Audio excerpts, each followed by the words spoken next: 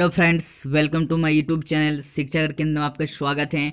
आज हम जैक द्वारा जो मॉडल सेट 2021-22 सेशन के जो 10 कक्षा 10 का जो विज्ञान का जो मॉडल सेट 1 लेकर आए हैं। ये क्वेश्चन आपके लिए बहुत इंपॉर्टेंट रहेंगे, जो कि ये क्वेश्चन आपको एग्ज़ाम में पूछा ही जाएंगे। बहुत सारे क्वेश्चंस आने वाला हैं, ठीक है। ये क्वेश्चन आप अच्छे से हम इसका डिस्कस कर रहे हैं, इसके आंसर हम बता दे रहे हैं, ठीक है।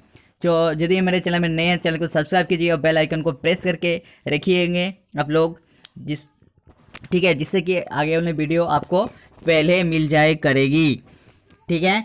चलिए शुरू करते हैं। पहला क्वेश्चन है, बता रहे कि दाढ़ी बनाने में किस प्रकार के दर्पण का उपयोग किया जाता है। दाढ़ी बनाने में किस प्रकार के दर्पण का उपयोग किया जाता है।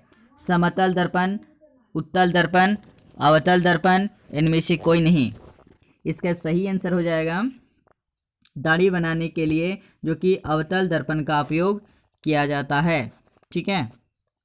नेक्स्ट क्वेश्चन, गोलीय दर्पण में फोकस दूरी एवं वक्रता त्रिज्या के बीच संबंध क्या है। फोकस दूरी को क्या बोलते हैं, एफ से सूचित किया जाता है, और वक्रता त्रिज्या को आर से सूचित किया जाता है। हम लोग जानते हैं आर बराबर क्या होता है, 2f होता है, ठीक है। जो वक्रता केंद्र होता है फोकस दूरी की दोगुनी होती है, तो f इक्वल टू क्या होगा, r/2 होगा, यानी r/2।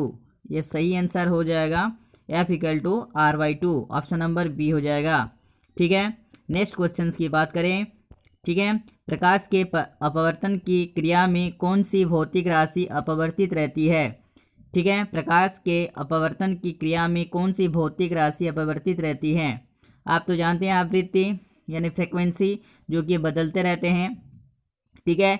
और उसके बाद जो वेग होता है v यानी न्यू, लेमडा होता है, इसका भी चेंजिंग होते रहता है, v/न्यू और लेमडा यानी इसका जो वेग है, यानी वेग जो है परिवर्तित होते रहते हैं, ठीक है। v=n लेमडा होता है, तो इसमें परिवर्तित होते हैं। फिर तरंग दैर्घ्य भी बदलते हैं, लेकिन अपवर्तित इसमें से कोई नहीं है, यानी इसका आंसर हो जाएगा ऑप्शन नंबर डी हो जाएगा।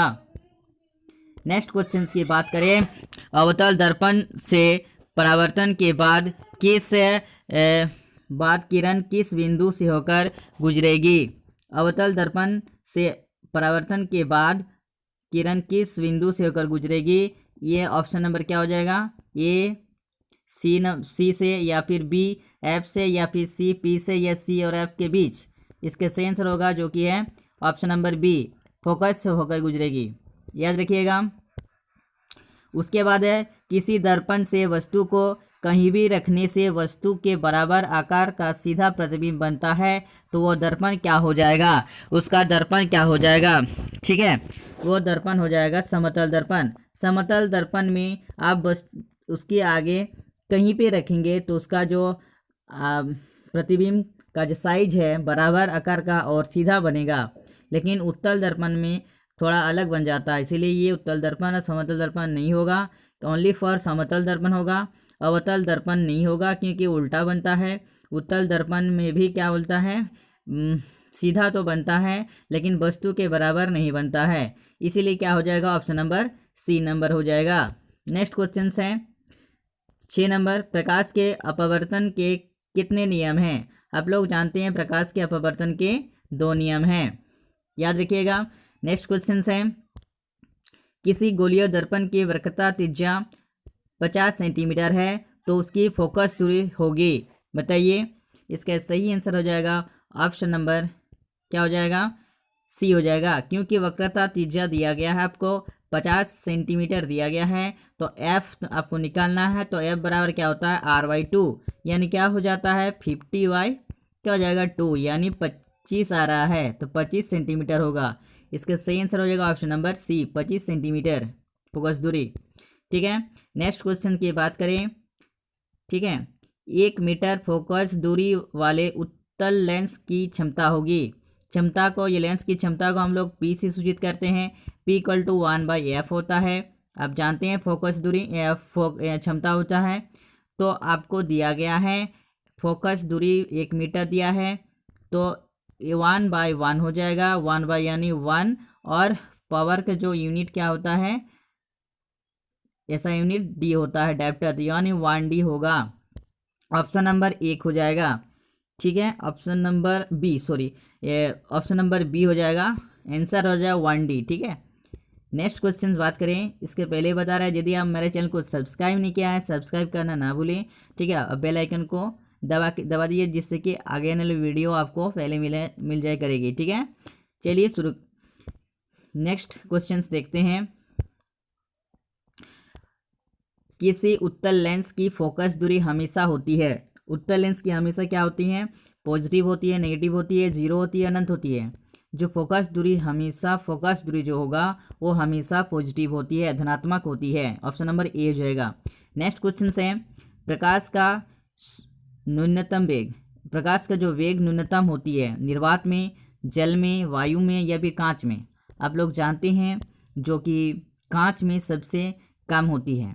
ठीक है, कांच में सबसे इसका जो न्यूनतम वेग होता है, बहुत कम वेग होता है कांच में। ठीक है, नेक्स्ट क्वेश्चन है, 4D यानी 4 डायोप्टर क्षमता वाले अवतल लेंस की फोकस दूरी होगी, क्या होगा, इतना वाले फोकस दूरी कितना होगा, एफ कितना निकलेगा, यानी आपको पी दिया गया, पी 4D दिया गया है, आपको निकालना एफ, तो एफ बराबर 1/p हो जाता है।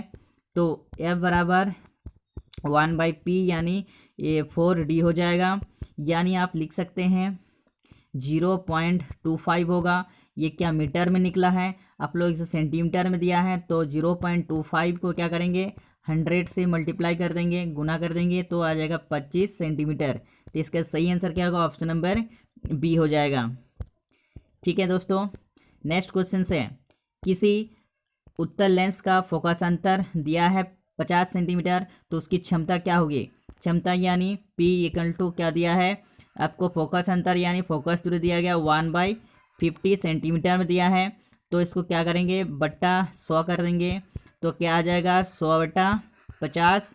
ठीक है, 100/50 यानी इसको हम काट देंगे तो कितना आएगा 2, यानी 2D आएगा। इसका सही आंसर क्या हो जाएगा 2D हो जाएगा, option number D. Next question है, प्रकाश का वेग सर्वाधिक होगा, किसमें सर्वाधिक होता है, आप लोग जानते हैं निर्वात में प्रकाश का वेग सर्वाधिक होता है। नेक्स्ट क्वेश्चन है, दिए गए प्रक्रम में कौन ऊष्माक्षेपी है, श्वसन, पाचन, उत्सर्जन या संवहन। आप लोग जानते हैं श्वसन, क्योंकि श्वसन के दौरान क्या होता है, शोषण के दौरान क्या होता है, शोषण के दौरान ऊष्मा निकलते हैं, मतलब ऊर्जा हम लोग को प्राप्ति होती है, और प्राप्ति होती है। ठीक है, तो ऊर्जा की प्राप्ति होती है। ठीक है, नेक्स्ट क्वेश्चंस की बात करें, चिप्स पैकेट विकृत गंधिता से बचने के लिए कौन सी गैस डाली जाती है, कौन सी गैस डाली जाती है, ये नाइट्रोजन गैस डाली जाती है, ऑप्शन नंबर बी हो जाएगा। नेक्स्ट क्वेश्चन है, जंग लगना किस प्रकार की अभिक्रिया है, जंग लगना किस प्रकार की अभिक्रिया। दोस्तों आप इसको आंसर देने की कोशिश कीजिएगा, क्योंकि यहाँ पर जंग लगना जो कि है हम लोग ऑक्सीडेशन यानी ऑक्सीकरण बोल सकते हैं, लेकिन ऑक्सीकरण यहाँ पर ऑप्शन में नहीं है। ठीक है, क्योंकि हम जंग लगना ऑक्सीकरण ही होगा, यदि ऑप्शन में रहते हैं तो दे सकते हैं, लेकिन यहाँ पर जंग कैसे लगते हैं, जैसे कि खुली या मतलब शुद्ध जो आयरन है उसको और ऑक्सीजन की उपस्थिति में और नमी यानी जल के साथ अभिक्रिया करती है, तो जंग का Fe2O3 × XH2O बनता है। तो लेकिन यहाँ पर ऑक्सीकरण ऑक्सीजन का ऐड हो रहा है, ऑक्सीकरण तो होगा, लेकिन ये ऑप्शन में यहाँ पर दिया नहीं है, तो संयोजन ही हो रहा है। ठीक है, नेक्स्ट क्वेश्चन की बात करें, दिए गए अभिक्रिया में किस पदार्थ का उपचयन हो रहा है। देखिए इसमें उपचयन मीन्स ऑक्सीडेशन हो रहा है, किसमें ऑक्सीजन संयोग हो रहा है, किसमें हो रहा है, देखिए यहाँ पर ऑक्सीडेशन इसमें हो रहा है। ठीक है, तो यहाँ पर कार्बन में हो रहा है, यानी कार्बन, ऑप्शन नंबर बी हो जाएगा।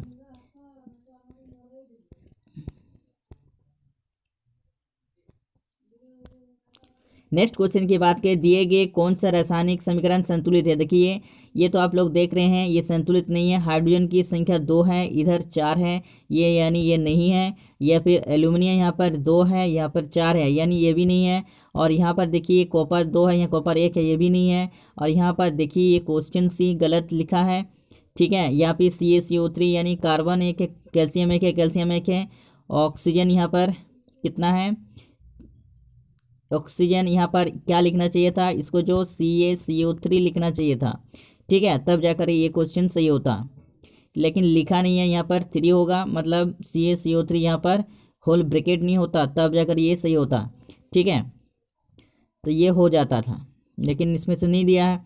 ठीक है, दिए गए चित्र में कौन सी अभिक्रिया हो रही है, इसमें कौन सी अभिक्रिया, Pb जो कि Cu को विस्थापित कर दे रही है। आप लोग देखते हैं कि एक ये ज़्यादा अभिक्रियाशील कॉपर, कम अभिक्रियाशील है कॉपर। ठीक है, Pb जो कि है ज़्यादा अभिक्रियाशील है, इसे कॉपर को विस्थापित करके उसको हटा दे रहे हैं, यानी विस्थापन अभिक्रिया हो जाएगी। ये क्या हो जाएगा, ऑप्शन नंबर डी। ठीक है, ऑप्शन नंबर डी हो जाएगा।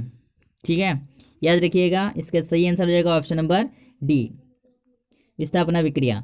फिर नेक्स्ट क्वेश्चन की बात करें, दिए गए पदार्थ में कौन गंधकीय सूचक की तरह व्यवहार करता है। आप लोग जानते हैं गंधकीय सूचक क्या है, जो मतलब ये गंध मतलब देता है, ये अम्लीय एवं क्षारीय। गंधकीय सूचक क्या है, गंधकीय सूचक वह पदार्थ होते हैं जिसमें अम्लीय एवं क्षारीय गुणों को मतलब प्रदर्शित करता है, कौन अम्लीय है कौन क्षारीय है। ठीक है, जो प्याज जो कि है ये क्या करता है, इसमें क्षार जैसे हम लोग डालते हैं कुछ प्रभाव नहीं पड़ता, लेकिन क्षार डालने से इसमें क्या हो जाता है, इसमें गंधकीय प्रभाव मिलता है, अम्ल डालने से गंध प्रभाव होता है। तो ये क्या हुआ, प्याज, प्याज जो हो गया गंधकीय सूचक है। नेक्स्ट है क्वेश्चन, हड्डियों को जोड़ने के लिए डॉक्टर किस लवण का उपयोग करता है। जो डॉक्टर हड्डियों को जोड़ता है तो किस लवण का उपयोग करते हैं। आप लोग जानते हैं प्लास्टर ऑफ पेरिस का उपयोग करते हैं, तो प्लास्टर ऑफ पेरिस का सूत्र जो कि ये वाला हो जाएगा CaSO4 हाफ H2 है। ठीक है, option number D. Next question है, विरंजक चूर्ण का सूत्र क्या है। आप लोग जानते हैं विरंजक चूर्ण का सूत्र CaOCl2। ठीक है, कैल्शियम ऑक्सीक्लोराइड भी बोल सकते हैं, और इसको क्या बोलते हैं। नेक्स्ट है, इस चित्र में कौन सा अभिक्रिया हो रही है। देखिए इस अभिक्रिया में क्या हो रहा है, ये वियोजन अभिक्रिया हो रहा है, वियोजन, याद रखिएगा वियोजन अभिक्रिया हो रहा है। इस चित्र को देखिए, ठीक है, वियोजन हो रहा है। नेक्स्ट है, टमाटर में कौन सा अम्ल पाया जाता है। टमाटर में ऑक्सैलिक अम्ल पाया जाता है, ऑप्शन नंबर डी हो जाएगा करेक्ट आंसर। ठीक है, उसके बाद बताइए तनुकरण प्रक्रिया में होती है। तनुकरण प्रक्रिया में हम लोग जानते हैं, ठीक है, H+ और OH- आयन की सांद्रता में क्या क्या होती है, कमी होती है, यानी H+ आयन की कमी होती है, जिसके चलते क्या तनुकरण प्रक्रिया में हम बता रहे H+ OH आयन की सांद्रता में कमी होती है, जिसे तनुकरण कहते हैं। ठीक है, H3 आयन्स, तो इसकी कमी होती है, इसीलिए ऑप्शन नंबर इसका 3 हो जाएगा, सी नंबर। नेक्स्ट क्वेश्चन है, निम्नलिखित में कौन प्रकाशीय वियोजन का उदाहरण है। आप देखते हैं प्रकाश की तरह से वियोजन होता है, ये जो है ये AgBr, जो AgBr है, ये AgBr प्रकाश की उपस्थिति में सनलाइट की उपस्थिति में क्या होता है, Ag और Br अलग हो जाते हैं। ठीक है, तो ये क्या है, वियोजन अभिक्रिया, वियोजन हो रहा। ठीक है, तो ये है वियोजन अभिक्रिया, ऑप्शन नंबर ए हो जाएगा। नेक्स्ट है क्वेश्चंस, अमीबा अपने किस अंग से भोजन ग्रहण करता है। आप लोग जानते हैं ये कूटपाद के द्वारा ग्रहण करते हैं। नेक्स्ट क्वेश्चन है, पाचन क्रिया में वसा के अम्लीकरण करता है कौन, बताइए। पाचन क्रिया में वसा का अम्लीकरण कौन करता है, पित्त। पित्त जो होता है पाचन क्रिया में वसा का अम्लीकरण किस में करता है, ये बसीय अम्ल में करता है। ठीक है, ग्लिसरॉल में। ठीक है, नेक्स्ट क्वेश्चन है, निम्नलिखित में किस जीव में स्वपोषी पोषण होता है। किस जीव में स्वपोषी पोषण होता है, अमरवेल में तो नहीं होता स्वपोषी, परपोषी, कवक में नहीं, अमीबा में नहीं, तो ये क्या होता है, ये आम जो पेड़ है इसमें क्या होता है, स्वपोषी पोषण, खुद बनाता है अपना भोजन। नेक्स्ट क्वेश्चन है, मानव हृदय में कितने कोष्ठ होते हैं। आप जानते हैं मानव हृदय में 4 कोष्ठ, ऑप्शन नंबर डी हो जाएगा।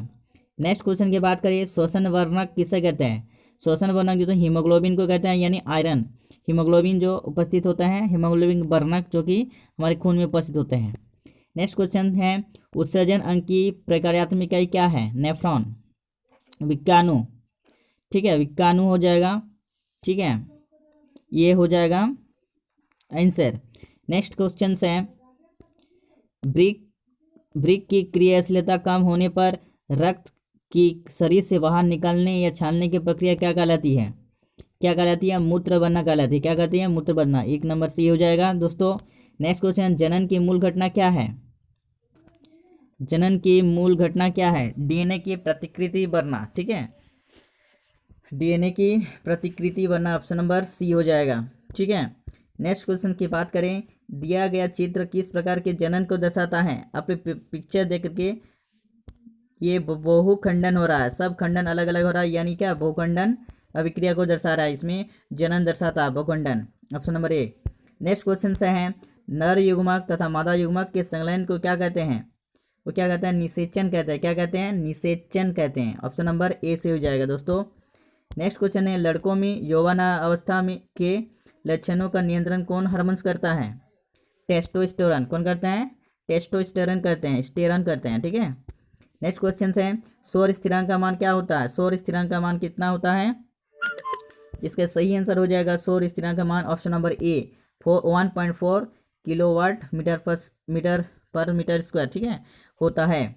नेक्स्ट क्वेश्चन है, जैव गैस का मुख्य घटक क्या है? जैव गैस का मुख्य घटक जो कि ज़्यादा परसेंटेज 75% जो कि जैव गैस में उपस्थित मीथेन होते हैं। ठीक है, ऑप्शन नंबर डी हो जाएगा। नेक्स्ट क्वेश्चन है, महासागरीय तापीय ऊर्जा प्राप्त करने के लिए महासागर के पृष्ठ के जल का ताप तथा 2 मीटर यानी 2 किलोमीटर होना चाहिए था।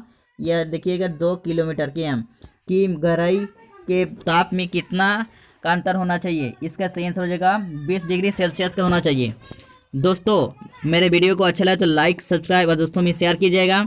ठीक है, आप वीडियो मेरे चैनल में बने रहिएगा। ठीक है, थैंक फॉर वॉचिंग, धन्यवाद। ठीक है।